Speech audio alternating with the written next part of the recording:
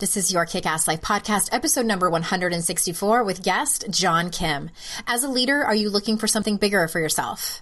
I'm a huge fan of Seth Godin's, and I want to tell you about his Alt MBA workshop. It's an intensive leadership and management workshop designed for change makers. This is for people who are itching to level up and make a bigger impact. 4 times a year, the workshop brings together over 100 leaders, people from different industries and areas of expertise. The end result, you're surrounded by other leaders who are moving to the top of their respective fields and helping to support each other to become stronger, cross-functional change agents. It's not about passively learning in this workshop. It's about actively putting newfound concepts into practice until they become habit. The idea is to drink from the fire hose and rewire your brain to make new, better habits and have the platform to practice those habits. Over 1,000 alumni have been through the Alt MBA, and by the way, there are no lectures, no videos. It's rolling up your sleeves and working in groups with people who are equally in it to win it. They're now accepting applications for their upcoming season. To find out more, visit altmba.com/yourkickasslife and tell them I sent you. This is the Your Kick-Ass Life podcast with Andrea Owen, a no BS guide to self-help and badassery. Because ladies, let's face it, life's too short for it to not kick ass. And here's your host, the girl who serves it up straight with a side of crazy, Andrea Owen. Hey, ass kickers, welcome to another episode of the podcast. Are you enjoying your summer if you're on this side of the world? I know, what are we, mid-August now, where many times it's as if the devil himself sat down on the earth. It's so hot, but I hope you are enjoying your summer. We have a great episode coming up. John Kim is here, the angry therapist. I really enjoyed this conversation with him. He and I have similar stories in that a divorce sort of became the catalyst for our better lives. So I'm excited for you to hear that conversation. You know what I was thinking about? A couple of things before I started recording this intro, in that I haven't given you a book recommendation in forever. Remember when I said that I was going to start doing that and then I did it like 3 times? It's so like me. I'm so sorry. Raise your hand if you're that person too, where you're like, I have this great idea. I'm going to do it for 5 minutes and then poor follow through. Wah, wah. Oh my gosh. Thank goodness I have a team of people that keeps me on track for most other things. But what I have been reading lately, I had Jen Sincero on not that long ago. If you missed that episode, you must go back and listen to it. I will link to it in the show notes. Her book is amazing, but I already had her on the podcast, so obviously I recommend that one. But one that I've been listening to on audiobook, and I'm not even all the way through it. Have I already recommended this before? I'm sorry if I have. I know that I've mentioned it in other podcasts, and I don't even know if they've come out yet or not. Oh my gosh, you guys. Okay, so let me just get right to it. It's The Body Keeps the Score by some doctor. You can tell I'm really prepared. Oh, if you just Google The Body Keeps the Score, you will find it. If you geek out on brain science, you will love this book. I'm not even all the way through it, and I'm already recommending it to you. Again, link is in the show notes if you want it. And it is, oh my gosh, it's all about trauma and what actually happens to your brain when you go through something like that. And trauma, in case anybody who's like, well, I don't have trauma. Trauma is anytime you've dealt with something where you don't at the time have the coping skills to process it in a healthy way. You get to a certain age and most people have had some kind of trauma. So it's just a fascinating book about what happens to people's brains. And I think that what has been really helpful for me, so many things, but it's helpful for me to look at like my past relationships and go, oh, that's probably what was actually happening. It wasn't even really completely that person's fault. It just was how they reacted based on past experiences. So it's just fascinating to learn more about people and ourselves. And it can be a little clinical at times. I know that there's an abridged version. I don't know anything really about that one, but it's long. There's your forewarning. That's why I like listening to it on audiobook. And the other thing is that we have some really big, exciting plans coming up for 2018 for Your Kick-Ass Life. I'm so excited. I haven't made any announcements yet about what's coming up. It's still a little bit early. I know it's only August of 2017, and I am like ready for 2018 to give you all of these new offerings that I have, including the book. The book, How to Stop Feeling Like Shit, is coming out. Official pub date is January 2018, and I'm starting to get excited. Right now, as we're recording this, I have officially turned in the final edits on the manuscript, and we're starting to plan the book promotion, which is quite a task. I'll just say that. It's quite a task, but I'm so excited about the birth of this book. And with it comes new programs for your kick-ass life. And I have evolved as a human, and therefore the programs have evolved. There's some things that I'm no longer doing, and for very good reason. I mean, these are the things that keep me up at night. These are the things where that's what that survey was about several months ago that I sent out. And so many of you were so gracious to fill it out. We had a team meeting about that, and thank you, and poured over every single answer. And that is so helpful because I want to make sure that I'm not just like, yeah, I think everybody's going to like this. Guess what? This is what we're going to talk about. This is what I'm going to offer in classes, etc. No, I want to know what you want to know. And we make these plans for you. So there were some patterns that I saw in those survey answers from y'all. So I'm really excited to roll that out to 2018. In a few podcast episodes from now, I'm going to talk to you about what is coming up. And then you can sign up if you want to be first to know about these new programs. Also, we are in registration, speaking of events, for Tanning, Tacos, and Transformation in October of this year in Huntington Beach, California, my old stomping grounds of Southern California. There is still $50 off registration. It's called a conference, but it's going to be smaller and more intimate than we had originally planned. So we purposely have made it this way, and we are excited for that. It's not going to be 7,000 people there where you're not even going to be able to hug me and talk to me. This is smaller. We are going to have workshops on negative self-talk, of course. We're going to have workshops on confidence. We're going to have workshops on communication. And my co-hosts, I think that we bring such a great blend. You know, for instance, Kira and Amy on our communication day are going to be workshopping on your relationships. And I am going to be talking about friendships on that day. We all have a little bit of a different take that complements each other's work, but teaches it a little bit differently. So you're going to get tools to bring home with you. You are going to be around women who are just like you, who talk the same language, who are intrigued by the same topics that you are about personal development. There's something about the energy of these events that is like no other. And I love them. I love them. It is, again, at TTTconference.com. And you can find that link in the show notes. And I would love to have you there. I would so love to get to squeeze you in person. And these conferences and retreats and events just blow my skirt up. I will say that. Just make my day. So enough about that. Thank you so much again for being here. As always, I'm so grateful that you're here and that you're ready to listen to this amazing conversation I had with John. So let me tell you a little bit about him. 7 years ago, John Kim went through a divorce, which led to his total rebirth. He became an unconventional therapist by working out of the box, growing his audience of like-minded people from the ground up. He started a movement to change the way we change. John Kim's first published book, The Angry Therapist, a no BS guide to finding and living your own truth, is on shelves now. So without further ado, here is The Angry Therapist, John Kim. Hello, John. Thank you so much for being here. Thank you for having me. I'm really glad you reached out because, I mean, I don't need to sound like a narcissist, but I'm going to for a second. We get a lot of pitches over here, and I'm very particular about who I introduce to my audience, and I check out everyone. And I loved your message, and I love your brand. I love the fact that you're a therapist, and I am ready to jump in if you are. You ready? Yeah. So I know that. And so thank you I know how picky you are. So thank you for having me. I feel like the guy that got into the party he wasn't invited to hopped over the fence. Well, you didn't have to sneak in the back door. Yep. But I love so many things that you said, and I have several questions for you. And the very first one is, you say that obviously you talk about changing because we're in the realm of personal development, but what does it mean to change the way we change?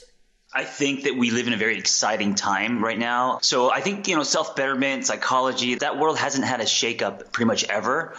And so now with the injection of the internet, technology and apps, and also the flood of new life coaches, you know, and the crossover between people that do, you know, yoga and fitness and nutrition and all these people who also are now becoming coaches, that is creating just a whole new landscape. And so now people are able to be creative and they're able to change the way they could help people uniquely the way that they want to do it. And so, I mean, that's what I did. I did that, like, I started that journey about 8 years ago, and I didn't know what I was doing at the time, but I just did what I felt was honest to me. And yeah, so now I feel it happening just everywhere, you know? Yeah, I agree with you. I feel like there was, I mean, back when I was a kid, I remember when I was really little, so this was probably in the late 70s, early 80s, there was a show. It had to have come on after like Sesame Street or something. And it was this woman that did yoga. If anyone's as old as me, they might remember her. She had really long black hair and she wore like almost this nude color leotard.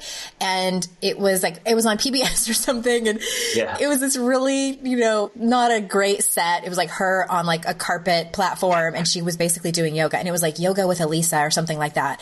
And that was really my only introduction to anything kind of spiritual other than church. Like that was it.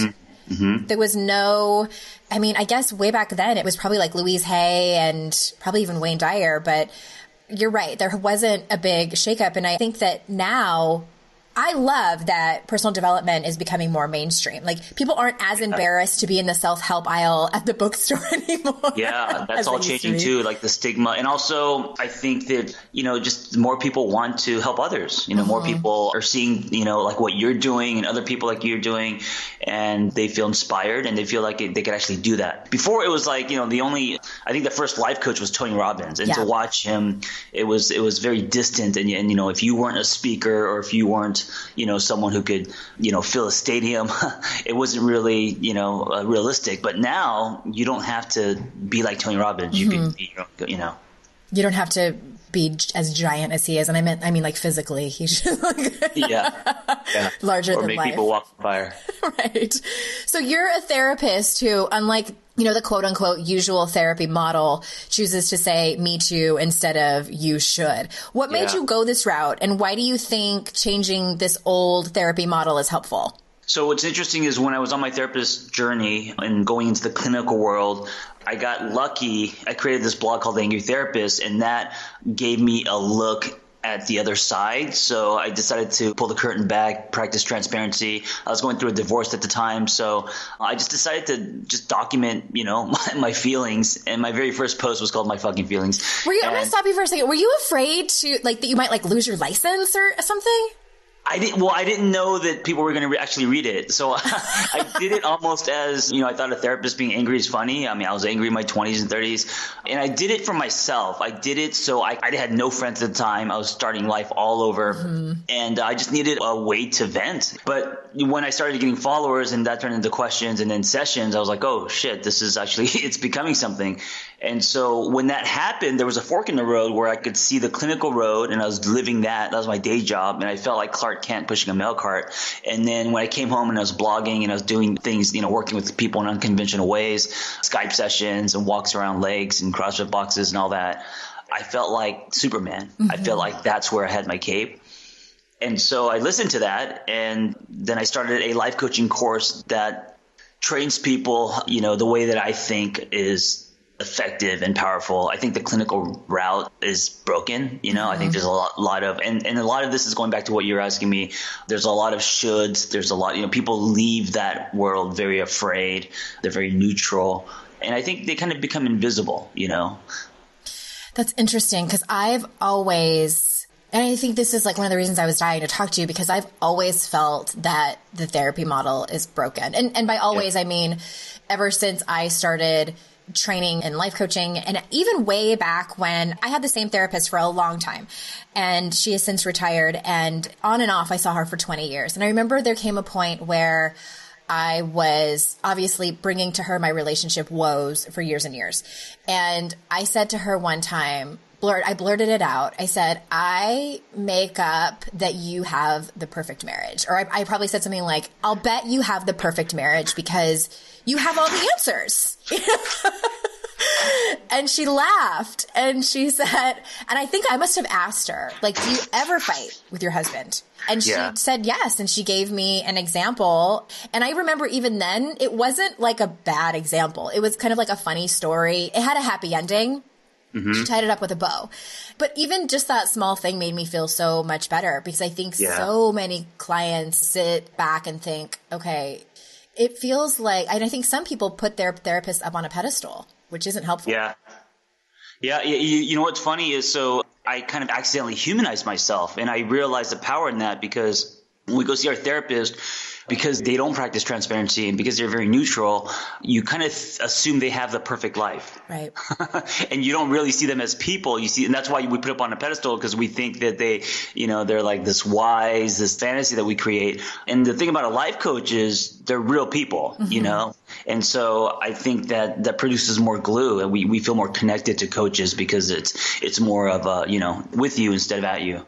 Yeah. And I think that you can be wise and still human. I think that's where the disconnect is. Like, just because you're wise doesn't mean you don't still have like all the shit that life throws at you. Yeah. I know. I think that people also, they get to a point, and I mean, I don't know if you disagree with me, but I think that some therapy is good. I think that talk therapy is good. And then you get to a point where you're like, okay, I'm done with this. I've figured out like my family of origin shit. And now what do I do with it? And I think that that's where a lot of the model is broken. And that's where people seek out life coaches, because they're ready. They're saying like, well, now what? Yeah. So therapy is usually from, baseline suffering to, suffering to baseline. And then life coaching is from baseline to flourishing. I like that. I've never heard that before. I like that a lot. Yeah. So why do you think people are stuck? Like, why do they stay stuck? And then how can they create movement in their own lives?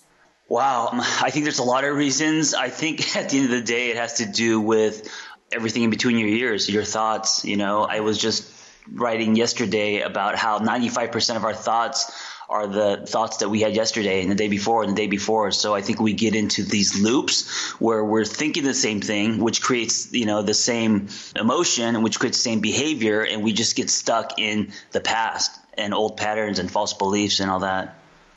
Yes. We talk about that a lot over here about, I talk a lot about with, my audience is primarily women.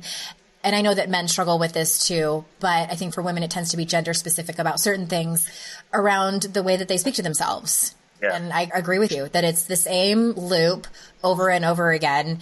And so where do you feel like people can create movement? I know you said, what you put between your ears. So what do you suggest that is? Podcasts like this, and what else? Oh, I believe in changing your state. I believe in designing your life in a way where I talk a lot about safe containers. And what I mean by that is creating a safe life space, mental, emotional, physical, that promotes growth instead of stunts it. So a lot of people have cracks in their container, and that's due to, so if you're in an abusive relationship, if you're getting punched in the face, that is a giant crack in your container. It stunts growth.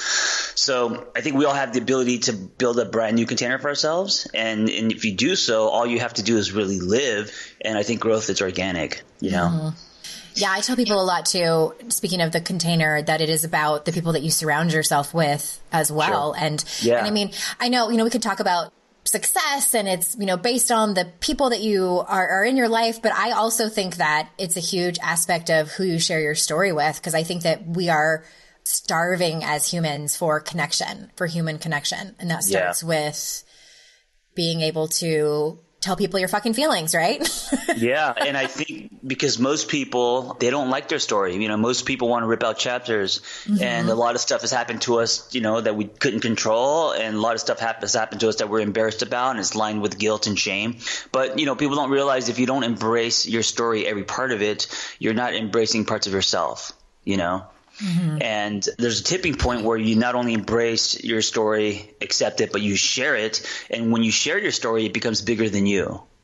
And I think that's where the power is. Yeah, because you talk about that. You believe strongly in the power of your story. Yeah, absolutely.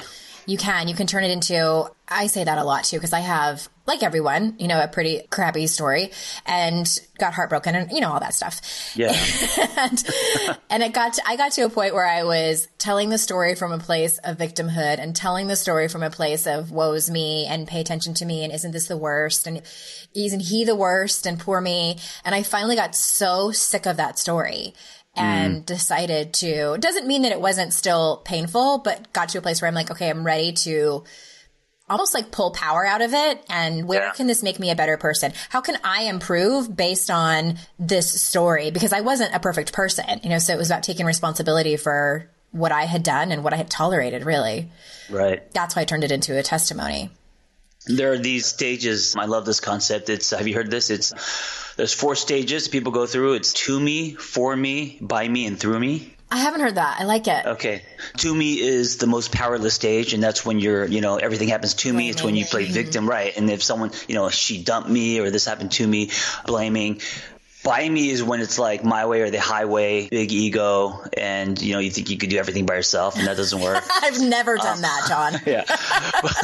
For me is when you actually come to a place where you believe, you deserve something. It's for you. You have a sense of yourself. And then the highest stage is through me. And that's when you live a life where you're kind of a vessel, something greater than you is working through you to make you shine and share your gifts with the world.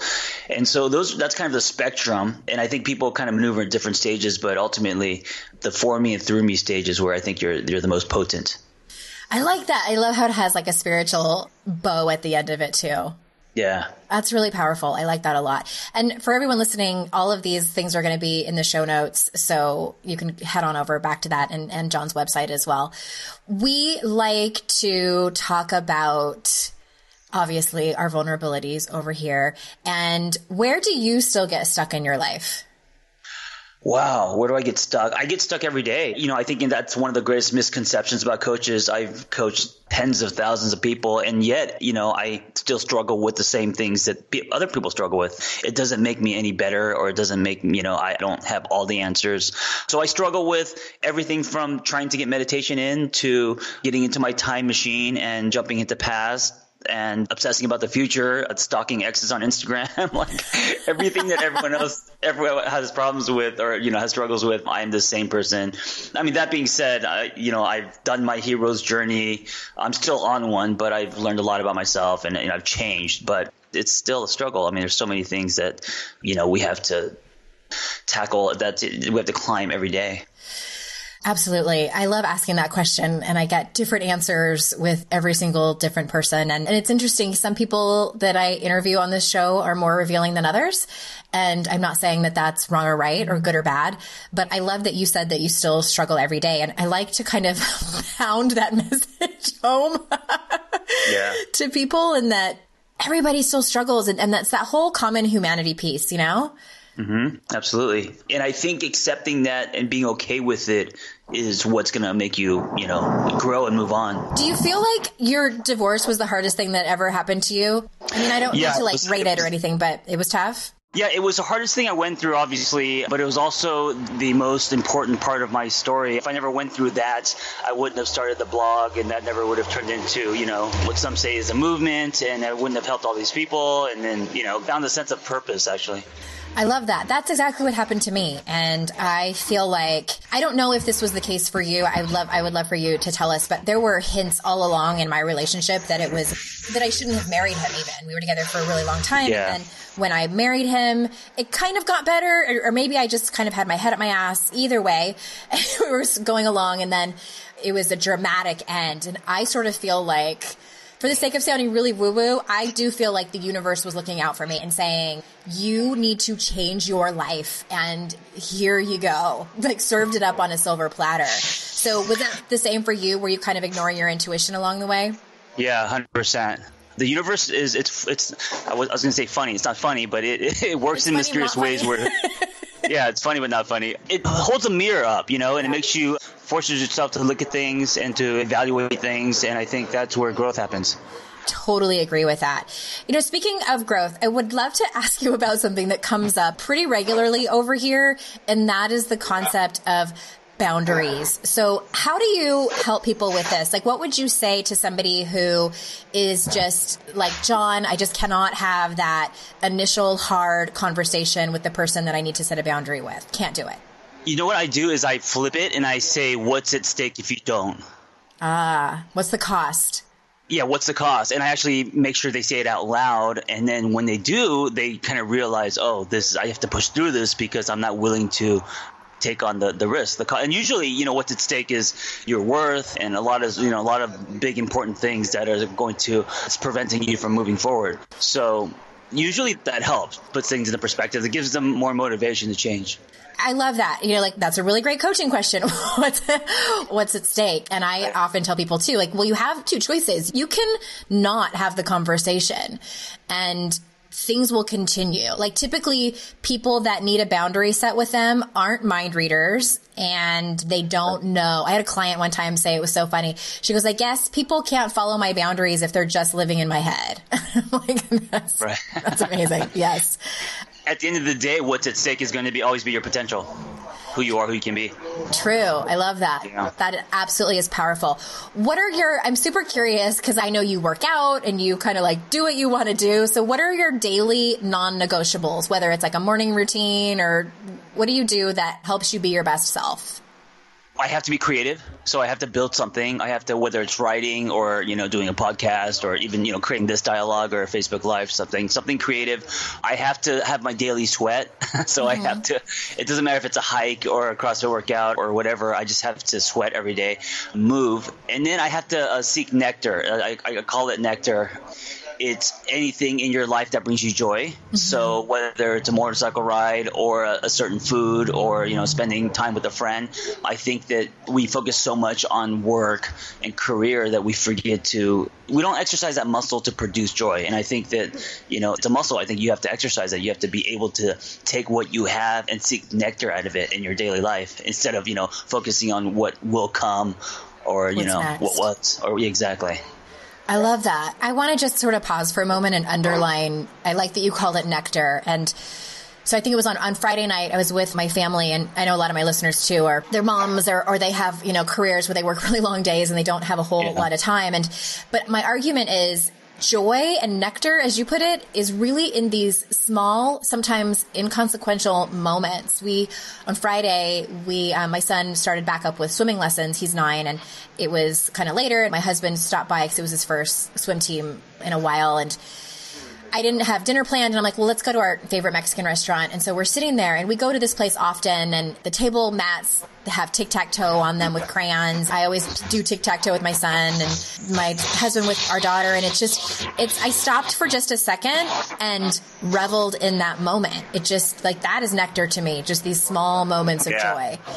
Yeah, doesn't 100%. have to be big. Yeah, and I think that what will always block nectar is judgment and expectations, which we live with, with everything. A lot. Absolutely. Yeah. Sorry, that's my alarm going off on my phone. I should probably just in real time tell everybody. I started these kind of affirmations. Everyone's probably laughing because I don't love positive affirmations all by themselves, but I started them on my phone. Speaking of non-negotiables, you guys, reminders pop up on my phone. Yeah, that's great. So I have one more question for you, and that is, how can people get more involved with your movement? You have your own podcast, right, that you co-host? Yeah, it's been fun. We're only at about 13 episodes, but it's called Asking for a Friend, and it's kind of like Loveline. It's a lot of dating. Oh my God, I love that. Yeah. But I have a book coming out in about 2 weeks. It's going wide, so it'll be everywhere, Amazon, Barnes & Noble and stuff. And so I've just been promoting my book. It's called The Angry Therapist, a no BS guide to finding and living your truth. I love it. It's a long title. When this episode comes out, it'll already be out. So we'll for sure link to the show notes so people can grab a copy of that. Congratulations. That's exciting. Thank you so much. I appreciate it. That's really exciting. Well, thank you so much for this conversation and for putting up with construction and all the things that happen in real life when you work from home. But everyone jump on over to the show notes to grab a copy of John's book and find out more about his podcast and his life coach training and all of those things over at theangrytherapist.com. And until next time, I will see you all out in cyberspace. Bye-bye. Hey, ass kickers, you know what would help me out so much if you left a rating and review for this podcast. Your Kick-Ass Life podcast will always be free to you, and to help me get more awesome guests and to spread the word, it helps tremendously if you leave a rating and a review. Now, they don't particularly make this super easy to do, so I'll help you out a little. If you're in iTunes and you're on your phone, when you are in the podcast app, you need to search for Your Kick-Ass Life podcast. I know, even if you're subscribed, this is how you do it. So when you search for it and you see it come up, click on the cover art, then towards the top where it says reviews, click that, scroll down a tiny little bit, and then click write a review. Stitcher is a bit easier if you're on Android. The easiest way I found to do this is to type into Google, Stitcher.com, Your Kick-Ass Life, and voila, my podcast should pop up as the first link. Scroll down and click write a review. That's it. Thank you so very much. You have no idea how much it helps me when you do that. All right. I'll see you next time. Bye-bye.